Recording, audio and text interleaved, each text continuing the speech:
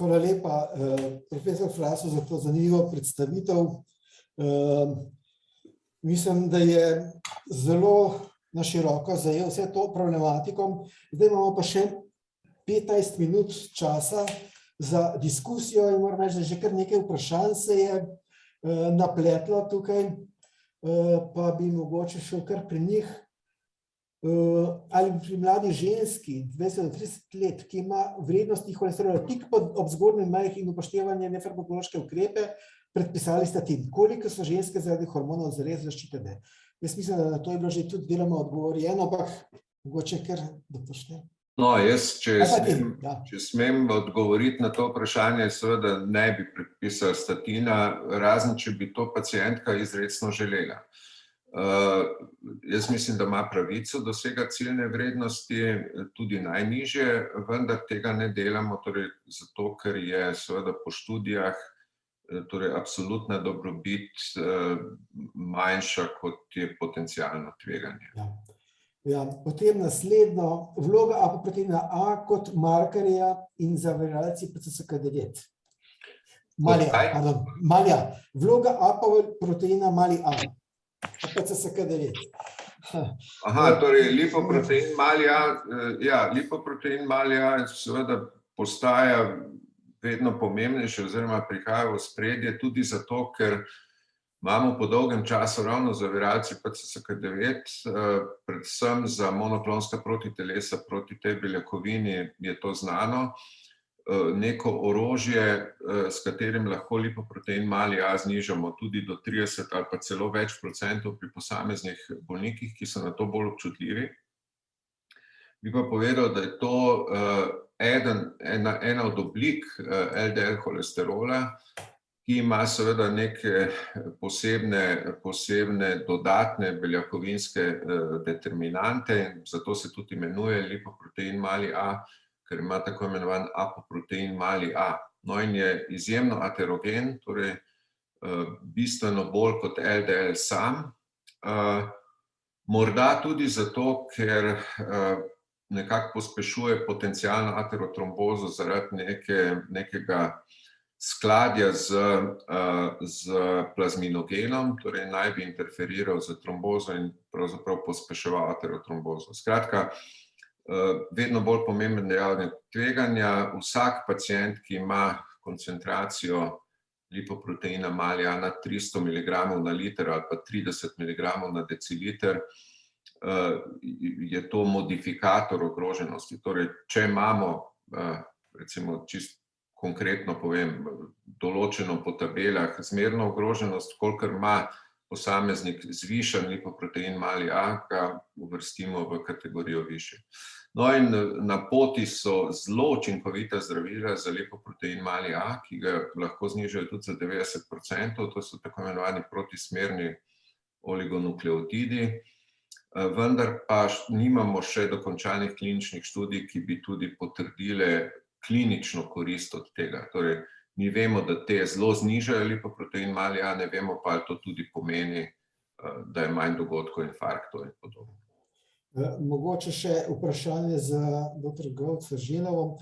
Gre za povezavo med pediatri in družinskimi zdravniki pri otrocih, pri katerih najdejo družinsko hiperholesterolemijo, kako je potem z njihovimi starši, in po drugi strani je tudi vprašanje, ali imajo starši otrok z družinsko hiperholesterolemijo možnost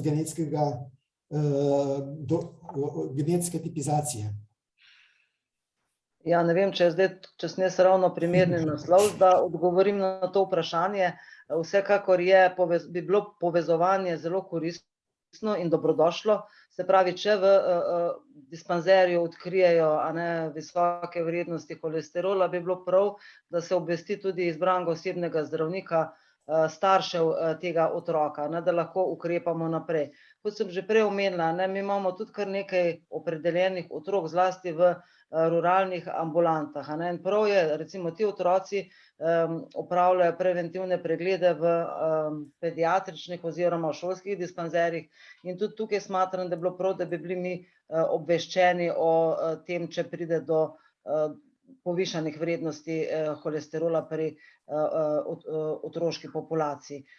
Povezovanje na vsak način. Seveda si pa še več obetamo od povezovanja preko e-zdravja. Zdaj že imamo dostop do laboratorijskih preiskav, ki se pač v okviru ene softverske hiše nahajajo v zaledju. Prav tako smo veseli izvidov laboratorijskih preiskav, ki jih dobimo od specialistov. Moram reči, da ni vedno tako, da niso vsi izvidi opremljeni tudi z opravljenimi laboratorijskimi preiskavami, da pač imamo možnost spremljati in pa ne preveč financ potrošiti, kar se tiče samih izvedbe laboratorijskih preiskav. Zdaj jaz ne vem, Matija, če sem na nek način odgovorila, ampak kar se genetike tiče, imam pa jaz tudi to vprašanje, ker sva se s profesor Šterovo, moram reči, kar intenzivno okrog tega vrtele, da na nek način ne vemo, kako. Zdaj mi pošiljamo v genetsko posvetovalnico, recimo tam, kjer odkrijemo obremenjenost z rakom. To absolutno gre. Kako pa je zdaj s napotovanjem v genetske posvetovalnice s temi osebami, ki imajo pa družinsko hiperholesterolemijo, pa moram priznati, da nimam izkušnji. No, tukaj, mogoče se sme vključiti, jaz mislim, da to je eden od elementov, ki jih pravzaprav pričakujem sam osebno od današnje okrogle mize. Skratka, mi moramo seveda zahtevati, da bo ta genetska tipizacija seveda mogoča za osebe v prvem kolenu otrok, kjer se dokaže mutacija. Seveda pa je to kljub temu, da se stroški zmanjšujejo, da imamo vedno večje možnosti genetske diagnostike, še vedno stroškovno zelo zahtevno in to je potrebno dogovoriti. In jaz si mislim, da bi danes lahko nekako sprejeli soglasje, da je to ena od prioritet za bolj celostno obravnavo teh bolnikov. In se mi zdi, da bi lahko ob povečanem številu diagnostike ne samo več ugotovili teh primerov, ampak konec koncev tudi bistveno boljše zdravili, ker bi seveda, tako kot, ne vem, če pacient vidi sliko svojega srca, recimo, to bistveno bolj na njega vpliva, kot če mu mi sam nekaj pridigamo. Tako da meni se zdi, da bi to bilo super, ker se da ceno znatno znižati, zdaj, ko imamo NGS in podobne stvari. Ja, profesor Jug. Ja, če smem samo opomniti, te stvari se stohastično zdaj že dogajajo. Kolegi, ki na pediatrični kliniki zaznajo genetske mutacije, ki so povezane s hiperholesterolemijo, potem starše oziroma polnoletne sorojence napotijo v našo ambulanto. Mi izvedemo sicer ta posvet, določimo celoten lipidni profil in ustrezno zdravimo to kot verjetno heterozigotno družinsko hiperholesterolemijo, ker gre za avtosomno dominanco in je zelo verjetno, da se ta gen na otroka prenesel. Mislim, zagotovo je eden od staršev pač pozitiven. Zdaj, problem, ki ga jaz tlele vidim, je ena stvar, ki jo je izpostavil že profesor Fras. Tlele ribarimo precej v kalnem, in tu pa tam, koga zdravimo po nepotrebnem oziroma koga lahko tudi spregledamo. In tlele bi dodatna genetska verifikacija to nam zelo pomagala. Drugo je pa, da je to vezano na tisto majhno populacijo otrok, ki jih prestreže pediatrična klinika, in je to v Ljubljani. To je tudi problem ta trenutek organizacijski, zaradi tega, ker so poskušale določene ambulante za moteno presnovo krvnih maščob se vzpostaviti na Jesenicah v Mariboru. Če smem biti malo pikar, zlasti takrat, ko je bilo to interesantno strani novih zdravljenj. In zdaj je to tudi v luči COVID epidemije vse skupaj presahano in k nam so spet pljuskani pacienti iz vse države. Tako da jaz mislim, da je tlele treba doreči ne samo protokol, ampak tudi kako pokriti celo Slovenijo, od urbanih centrov do najbolj ruralnih.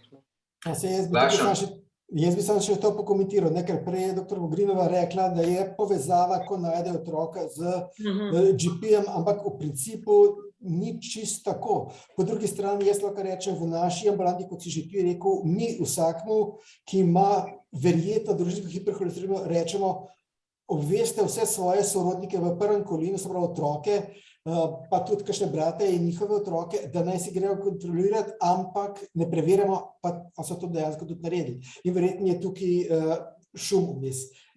Tega prenosa, po moje, zelo pogosto ne pride. No, tukaj je deloma že docent Grošelj odgovoril v chatu, pa bo kasneje to še komentiral. Jaz bi mogoče, Matija, ker se nam bo zdaj drugega odmora, pa si ne bom pustil vzeti. Tukaj je eno vprašanje, torej, ali je mogoče ob primerni telesni teži z dieto zmanjšati holesterol. Seveda je mogoče, zlasti, če ta dieta ni že na tistem optimumu, ki ga mi priporočamo, torej do 20% je mogoče znižati holesterol, seveda je pa ta dieta sorazmerno restriktivna, ampak se da. Torej, jaz lahko iz prakse povem, da v ambulanti imam kar nekaj pacientov, ki so z dieto zelo uspeli vplivati na lipidogram. Je pa seveda to odvisno od tega, kaj to posamezniku predstavlja. No in pol še eno vprašanje, kolikšna je verjetnost, da pride do srčno-žilnega zapleta ob družinski obremenjenosti in nejemanju statinov. Torej, številsko težko povem, družinska obremenjenost seveda se ne deduje na vse potomce. Skratka, kolikor pa je posameznik dejansko obremenjen z genom za družinsko hiperholesterolemijo, pa je seveda ta verjetnost zelo velika. Torej, če ne jemlje statinov, pravzaprav, jaz bom tako rekel, ruska ruleta je malo težko reči, pred 2 dnevoma je bil lovec na jelene spet, pa tako hudo ni, ampak ni pa daleč od tega. Še prej je... Ja, izvoli, prosim. Jaz sem zdaj hotel reči, ker prej, torej jaz mislim, da zdaj v Sloveniji pokrijemo preko, torej blizu 90% vseh otrok s tem stresejanjem, torej otrok približno ob starosti 5 let, torej pred vstopom v šolo. Tako da, kar se tiče pediatrične populacije, se pravi, jaz mislim, da smo blizu 90%. To je ocena, ampak ko bomo enoten program trokrat za cepljenje vzpostavili tudi zato, kar je v teku, jaz mislim, da bomo tudi to znali povedati. In vsem otrokom, ki imajo povišan holesterol, naredimo genetiko. Vsem. In vsem pozitivnim naredimo genetiko staršem. Ja, ampak približno 20% ima pa družinsko, pa nima genetike. To se pravi, kar več, mogoče blizu pol, blizu polovica. To je ravno tisto, kar je prej Uroš govoril, 1 na 400 ste vi dobili. Verjetno je ta razlika med tistim 250, kot se ocenjuje po drugih študijah, so pa ravno te, ki klinično imajo, nimajo pa genetsko še.